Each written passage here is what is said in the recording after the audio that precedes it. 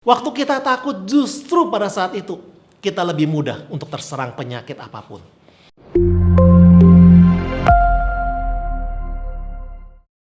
Shalom saudara-saudari terkasih dalam Yesus Kristus, salam sehati. Hari ini saya mau membawakan sebuah topik yang berjudul Melawan Takut. Saya teringat pada sebuah cerita tentang Daud dan Goliat. Kita semua sama-sama tahu lah. Kita pernah sekolah minggu cerita tentang Daud dan Goliat. Tapi yuk kita belajar satu hal yang menarik di dalamnya. Suatu ketika waktu lagi peperangan antara bangsa Israel dan Filistin. Ya, di dalam 1 Samuel 17. Orang Filistin mengumpulkan tentaranya untuk berperang. Mereka berkumpul di Soko di tanah Yehuda dan berkemah antara Soko dan Azeka di Efes Damim. Saul dan orang-orang Israel juga berkumpul dan berkemah di lembah Tarbantin. Mereka mengatur barisan perangnya berhadapan dengan orang Filistin. Lalu tampillah keluar seorang pendekar dari tentara orang Filistin, namanya Goliat dari Gat. Tingginya 6 hasta sejengkal, kira-kira hampir 3 meter. Lengkap dengan ketopong tembaga, lengkap dengan penutup kaki dari tembaga, lengkap dengan lembing tembaga, gagang tombak dari pesa seperti pesa tukang tenun, dan mata tombak yang 600 shikal besi beratnya. Penampilan Goliat itu menakutkan.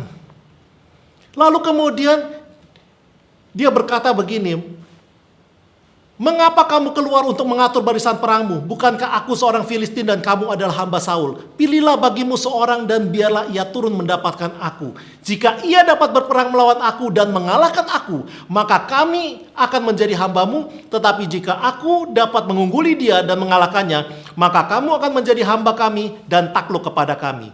Pula, kata orang Filistin itu, "Aku menantang hari ini barisan Israel. Berikan kepadaku seorang supaya kami berperang seorang lawan seorang." Ayat 11 berkata begini, Bapak Ibu. Ketika Saul dan segenap orang Israel mendengar perkataan orang Filistin itu, maka cemaslah hati mereka dan sangatlah ketakutan.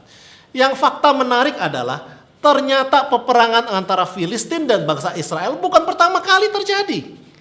Sudah terjadi berkali-kali. Dan bangsa Israel menang loh. Tapi aneh ya, tiba-tiba pada saat ini, begitu seorang Goliat keluar dan mengeluarkan ancaman yang begitu besar, dengan penampilan yang begitu mengerikan, dikatakan Saul dan segenap orang Israel mendengar perkataan orang Filistin itu, cemas hati mereka dan sangat ketakutan. Alkitab mencatat 40 hari 40 malam. Orang Filistin tersebut, si Goliat, selalu maju dan mengulang-ulang kata-kata menantang tersebut. Sehingga apa akibatnya?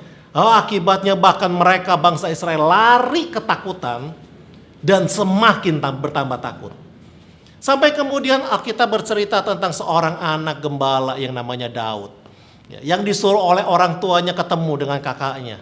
Dan kemudian mendengar waktu dia dekat dengan perkemahan bangsa Israel, berbicara dengan tentara-tentara Israel, dia mendengar ada seorang raksasa Filistin yang berani berkata seperti itu.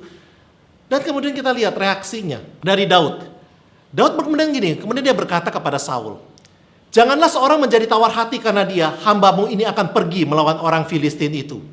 Lalu bahkan dia berkata begini, "Tuhan yang telah melepaskan aku dari cakar singa, cakar beruang, dia juga akan melepaskan aku dari tangan orang Filistin itu." Sehingga akhirnya Saul memberikan izin kepada Daud untuk melawan Goliat. Bapak Ibu perhatikan, seluruh bangsa Israel, apakah seluruh bangsa Israel itu kalah terhadap Goliat? Menurut saya secara kualitas belum tentu. Karena berdasarkan fakta historis bahwa dulu-dulu bangsa Filistin pernah kalah dari bangsa Israel, maka sebetulnya mungkin Saul, bahkan mungkin pasukan-pasukan Saul, itu ada kok yang bisa menang lawan Goliat. Tetapi karena penampilan Goliat dan kata-kata Goliat yang begitu mengintimidasi bangsa Israel, mereka semua ketakutan. Sampai kemudian muncul Daud yang berani menantang. Maka kemudian ketika Daud berhadapan dengan Filistin, Filistin merasa diremehkan. Dia berkata, "Anjingkah aku maka engkau mendatangi aku dengan tongkat?" Lalu demi Allahnya orang Filistin itu mulai mengutuki Daud. Pula orang Filistin itu berkata kepada Daud, "Hadapilah aku, maka aku akan memberikan dagingmu kepada burung-burung di udara dan kepada binatang-binatang di padang." Dia mulai mengeluarkan ancaman lagi. Berusaha untuk menakut-nakuti, mengintimidasi Daud. Sehingga Daud kalah sebelum berperang. Tapi puji Tuhan, Daud dengan gagahnya berkata begini, "Engkau mendatangi aku dengan pedang dan tombak dan lembing, tetapi aku mendatangi engkau dengan nama Tuhan semesta alam, Allah segala barisan Israel yang kau tantang itu." Singkat cerita, pertempuran hanya berjalan begitu singkat.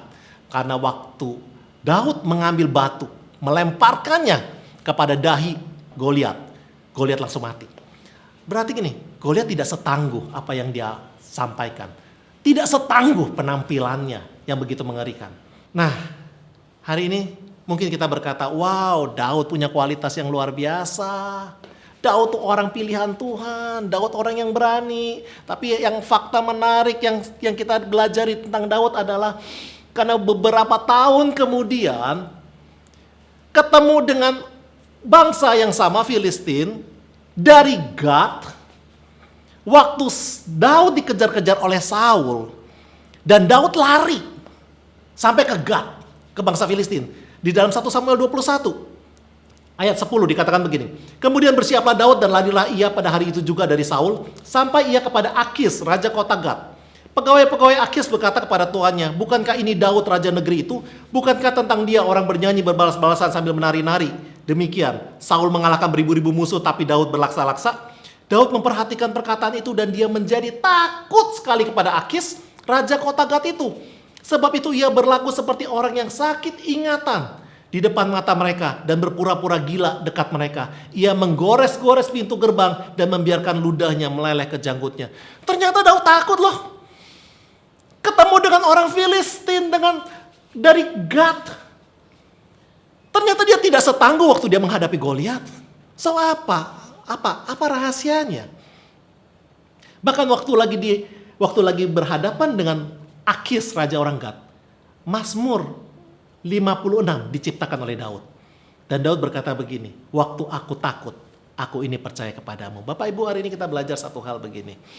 Kenapa waktu melawan Goliat dia begitu gagah berani dan perkasa?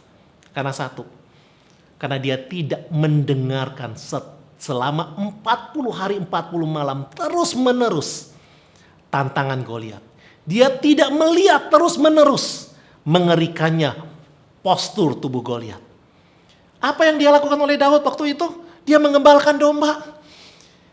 Dia habiskan waktu dengan membuat mazmur, bernyanyi, membangun keintiman dengan Tuhan.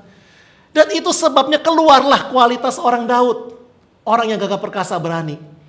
Tapi kemudian dengan berjalannya waktu Saul begitu benci sama Daud dan Saul mengirimkan pesan untuk membunuh Daud. Dan Daud menerima itu setiap hari kemanapun dia pergi. Takutlah Daud. Ternyata Daud tidak sehebat yang kita perkirakan. Tapi kekuatan Daud ternyata asalnya datang dari Tuhan. Hari ini saya mengajak kita untuk menjadi seperti Daud. Kita ini orang biasa, Daud juga orang biasa. Tapi waktu kita fokus pada kebesaran Tuhan, waktu kita fokus pada firman Tuhan, waktu kita fokus pada janji-janji Tuhan, lebih daripada kita fokus pada masalah-masalah kita. Fokus pada masalah tentang virus corona dan penyebarannya dan ketakutannya. Maka saya percaya keberanian yang didapat Daud saat mengalahkan Goliat itu juga akan kita dapatkan. 20 Maret adalah International Day of Happiness. Saya menerima email dari media XBT yang berkata begini, "Perasaan bahagia terbukti meningkatkan daya tahan tubuh dan mempercepat proses kesembuhan. Karena perasaan bahagia meningkatkan imunoglobulin A dan menurunkan kortisol hormon. Sedangkan ketakutan, stres, cemas berlebihan itu meningkatkan kortisol hormon yang akan menurunkan daya tahan tubuh kita."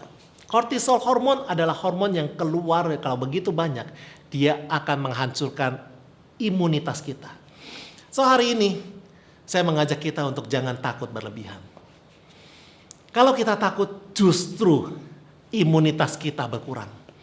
Waktu kita takut justru pada saat itu kita lebih mudah untuk terserang penyakit apapun.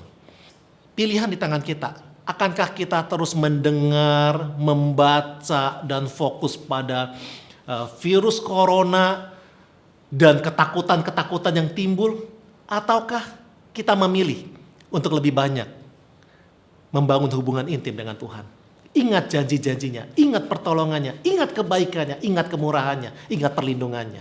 Dan hari ini 2 Timotius 1 ayat 7 mengakhiri khotbah saya hari ini. Sebab Allah memberikan kepada kita bukan roh ketakutan, melainkan roh yang membangkitkan kekuatan, kasih, dan ketertiban.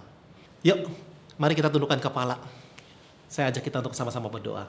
Bapa di surga, hari ini kami bersyukur buat setiap kebaikan yang Kau berikan pada kami. Mampukan hari ini kami memilih untuk fokus kepada kehendak-Mu, fokus pada firman-Mu, fokus pada kebaikan-kebaikan yang Kau pernah berikan pada kami, fokus pada perlindungan-Mu, lebih daripada waktu kami fokus kepada keadaan dunia ini, kepada penyebaran corona, kepada bahaya maut corona, kepada segala efek perekonomian, resesi dunia, dan segala hal yang terjadi. Mampukan kami ya Bapak, untuk lebih mengerti kehendak-Mu, sehingga kami bisa melihat Engkau jauh lebih besar daripada setiap masalah yang kami alami. Terima kasih Bapak, terima kasih Tuhan Yesus. Kami percaya Engkau Allah yang menolong kami dulu, sekarang, dan sampai selama-lamanya. Di dalam nama Tuhan Yesus kami berdoa. Amin.